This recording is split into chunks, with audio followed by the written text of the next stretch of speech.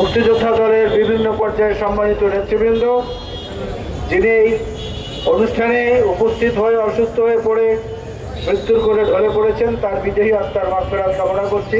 সে মহিউদ্দিন ভাইয়ের এবং তার পরিবারের প্রতি শোক প্রকাশ করছি আমরা। বন্ধুগণ, বিরূপ আবহাওয়ায় আবার যে কোনো সময় সেরকম বিরূপ পরিস্থিতি তৈরি হতে পারে।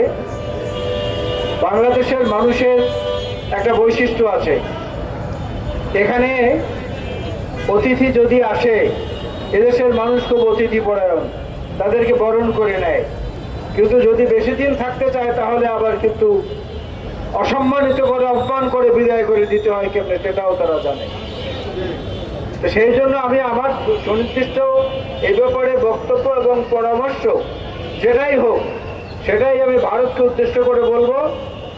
ভারতের সঙ্গে আমাদের সম্পর্কটা হচ্ছে আমাদের জাতীয় স্বার্থকে অগ্রাধিকার রেখে, অগ্রগণ্য রেখে, সম্মানের সঙ্গে রেখে তারপরে হবে তাদের সঙ্গে বন্ধুত্ব।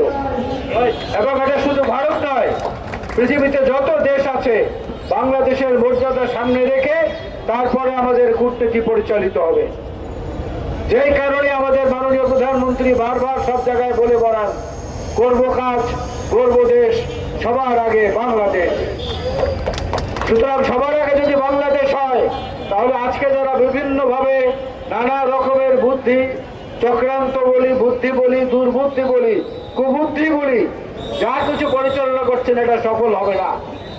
আপনারা ৭১-এর মুক্তিযুদ্ধ দেখেছেন, আমাদেরকে সহযোগিতা করেছেন, এটা সত্যি। যত স্বার্থী আপনাদের থাকুক, এটা সত্যি। পাশাপাশি আপনাদেরকে এটাও দেখতে হবে, ভিয়েতনামে কিন্তু মার্কিন যুক্তরাষ্ট্র টিকে থাকতে পারেনি।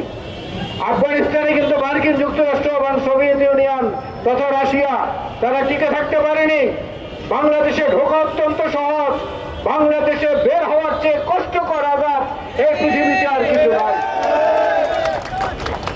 সীমান্তে পুশিল করতে যখন এত আগ্রহ আপনাদের, পশ্চিমবঙ্গের মুখ্যমন্ত্রীকে পাঠিয়ে দেন, তার বাড়ি তো বরিশাল, তাকে পাঠিয়ে দেন। শুভেন্দু অধিকারীকে আমরা আতিথেয়তা করে দেব, সম্মানের সঙ্গে তাকে আমরা আতিথেয়তা করব।